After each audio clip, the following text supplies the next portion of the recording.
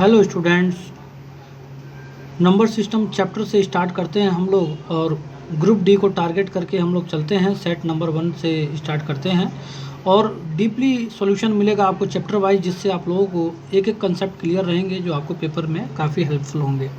तो चलिए question number 1 को सॉल्व करते हैं। दिया है कि 5 लगातार विषम संख्याओं का योगफल 385 है। सबसे छोटी तथा सबसे बड़ी संख्याएँ क्या है? तो इसी तरह के सवाल आपको मिलेंगे। ग्रुप डी है, ज़्यादा टफ पेपर नहीं बनेगा। आप लोग जब इस क्वेश्चन को इनको सोल्व करेंगे तो आपको काफ़ी हेल्प मिलेगी पेपर में। तो चलिए देखते हैं। तो 5 लगातार विषम संख्याओं का योगफल 385 है। तो इस टाइप के प्रश्नों को सोल्व करने के लिए मैं आपको बता दूं, सबसे इजी मेथड है कि आपको 5 लगातार विषम संख्याओं का योगफल दिया है, आपको कुछ नहीं करना है। 5 लगातार विषम संख्याओं को मानना है, इसके बाद योगफल के बराबर दिखाना है। आपको कुछ नहीं करना है। आपको सिंपल सीधी ट्रिक बताता हूँ। जब विषम संख्याओं का योगफल की बात किया है तो आपको इसके योगफल को सीधे 5 से डिवाइड कर दें। जब आप इसको 5 से डिवाइड करेंगे तो 5 सत्ते 35, फिर 5 सत्ते 35 हो जाएगा। आपका जो नंबर आया है 77, वो आपका बीच का नंबर आया है, क्योंकि टोटल 5 संख्याएं हैं जो लगातार हैं, ठीक है, विषम संख्याएं। तो जब 5 का जब मैंने इसको 5 से डिवाइड किया तो ये आपका इनका एवरेज आ गया है, ठीक है ना, 77, ठीक है। 5 लगातार विषम संख्याओं का जो एवरेज आया है वो 77 आया है।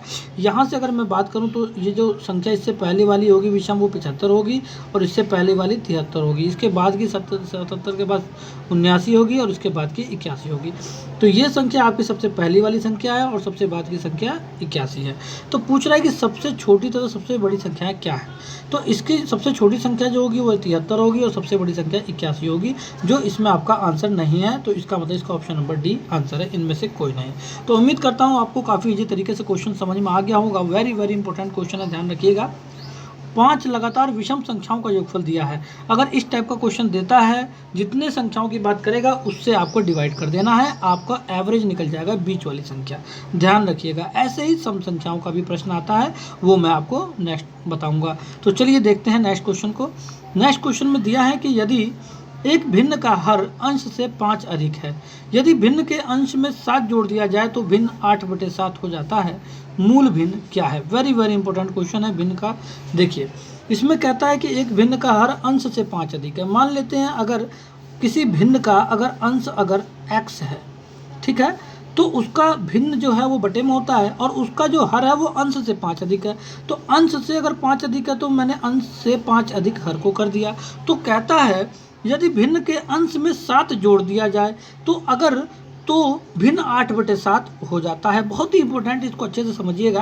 कह रहा है भिन्न के अंश में अगर 7 जोड़ दिया जाए तो ये तो भिन्न है आपका, इसी भिन्न के अंश में अगर 7 जोड़ दें तो जो नया भिन्न है वो 8/7 हो जाता है। तो कह रहा है मूल भिन्न क्या है। तो यहाँ से आपको क्या करना है, यहाँ से आपको क्रॉस मल्टीप्लिकेशन करना है। जब x की 7 से गुणा हो जाएगी तो यहाँ से आ जाएगा 7x और प्लस 7 सत्ते 49, और इसके बाद आपका 8 की गुणा हो जाएगी x से 8x और प्लस 8 पंजे 40। तो यहाँ से अगर मैं 7x को इधर भेज दूँ तो यहाँ पे x बचेगा, और ये 40 को जब मैं इस तरह भेज दूंगा तो यहाँ बचेगा 49 माइनस 49। x की वैल्यू आपकी कितनी आ गई? 9। तो कहता है मूल भिन्न क्या है। मूल भिन्न हमारा क्या था? हमारा x/x प्लस 5 था। उम्मीद करता हूँ आपकी बात समझ में आ गई होगी। तो x की जगह पे 9 लिख देंगे और बटे में 9 + 5 कितना हो जाएगा? x की जगह पे 9 + 5 14। तो आपका जो मूल भिन्न था वो 9/14 था, जो इसका ऑप्शन नंबर सी आपका आंसर हो जाएगा। उम्मीद करता हूँ मेरा पढ़ाया हुआ आपको काफ़ी अच्छे तरीके से क्लियर हो रहा होगा। एक एक क्वेश्चन को काफ़ी अच्छे तरीके से आपको समझाया जाएगा। हर एक चैप्टर को, हर एक टॉपिक को, हर एक क्वेश्चन को अच्छे से समझाया जाएगा। आप जो है हमारे चैनल को जरूर सब्सक्राइब कीजिएगा, साथ ही साथ बेल आइकन को जरूर हिट कीजिएगा, जिससे जो भी मेरी नई वीडियोज़ आएंगी वो आपको अच्छे से क्लियर हो जाएंगी। चलिए नेक्स्ट क्वेश्चन को सोल्व करते हैं। नेक्स्ट क्वेश्चन में दिया है यदि किसी संख्या के 2/3 भाग के 3/4 भाग का 30% 120 है तो वह संख्या क्या है? ध्यान रखिएगा, इस टाइप का प्रश्न भी बहुत पेपरों में पूछा जाता है। ज़्यादातर मल्टीप्लाई लगाकर भी सोल्व पूछ लेता है, और ज़्यादातर आपको थ्योरी पेज पे भी पूछता है। तो कह रहा कोई संख्या है, उसका 2/3 भाग का 3/4 भाग का 30% 120 है।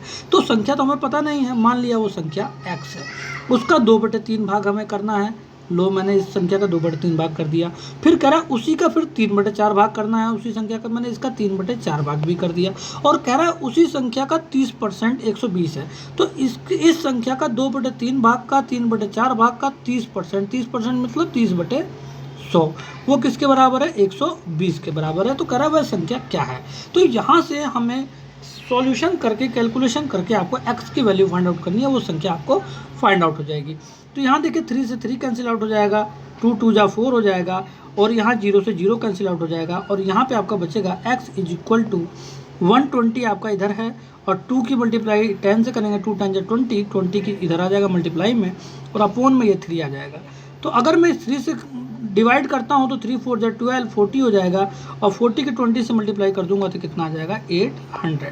तो उम्मीद करता हूँ आपको मेरा पढ़ाया हुआ समझ में आ गया होगा। वो संख्या आपका ऑप्शन नंबर सी आंसर हो जाएगा, जो 800 है। इसी तरीके से काफ़ी ईजी तरीके से क्वेश्चंस को आपको समझना है, उसकी वैल्यू को क्लियर करनी है, ठीक है। तो ये हमारी संख्या जो है वो 800 है। चलिए नेक्स्ट प्रश्न को सोल्व करते हैं, देखते हैं आंसर क्या आता है। नेक्स्ट प्रश्न में कहता है कि 2 अंकों की एक संख्या का दहाई अंक इकाई अंक का तिगुना है। यदि संख्या में से 36 घटा दिया जाए तो संख्या के अंक आपस में बदल जाते हैं, मूल संख्या क्या है? देखिए, आपको इस टाइप के क्वेश्चंस को पहले आपको ऑप्शन से सोल्व करना है। अगर आपको ऑप्शन से समझ में नहीं आता है तब आपको इसको सॉल्यूशन पे जाना है। तो चलिए सबसे पहले मैं आपको ऑप्शन वाली ट्रिक बताता हूँ। 2 अंकों की कोई संख्या है जिसकी दहाई अंक जो है वो इकाई अंक का तिगुना है। तो सबसे पहले आप देखिए, इसका जो दहाई अंक है वो इकाई अंक का तिगुना है।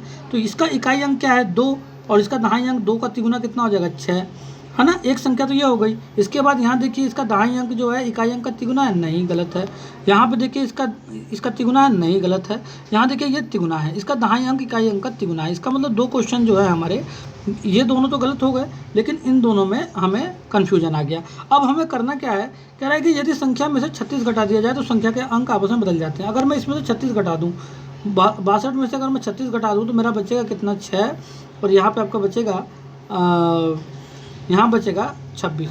तो देखो ये अंक पलट गए ना, 62 का 26 बन गया। अगर मैं यहाँ से अगर 36 घटा दूँ, अगर मैं इसमें से 36 घटा दूँ तो यहाँ बचेगा 7, और यहाँ बचेगा 8 में से 3 गया 5, ठीक है ना। तो ये देखो यहाँ पे अंक आपस में नहीं बदले, इसका मतलब इसका ऑप्शन नंबर ए आंसर हो जाएगा। ध्यान रखिएगा, वेरी वेरी इंपॉर्टेंट क्वेश्चन है। इस टाइप के क्वेश्चन जरूर मिलते हैं आपको। तो ये हो गया हमारा ट्रिक, जो हमें आपको डायरेक्टली इसको समझना है किस तरीके से हम उस संख्या को फाइंड आउट करते हैं, ठीक है। पेपर में टाइम कंज्यूमिंग नहीं होगा, काफ़ी कम समय में हो जाएगा। अब देखते हैं इसको सोल्व कैसे करते हैं। जो तरीका है आपका उसको देखते हैं। अब ये कहता है कि 2 अंकों की एक संख्या है जो दहाई का अंक जो है इकाई का तिगुना है। मान लीजिए 2 अंक की कोई संख्या है, मान लीजिए कि उसका इकाई का अंक जो है y है और दहाई का अंक क्या है? x है। तो दहाई में 10 से गुणा करेंगे, ठीक है ना। ये वो संख्या है।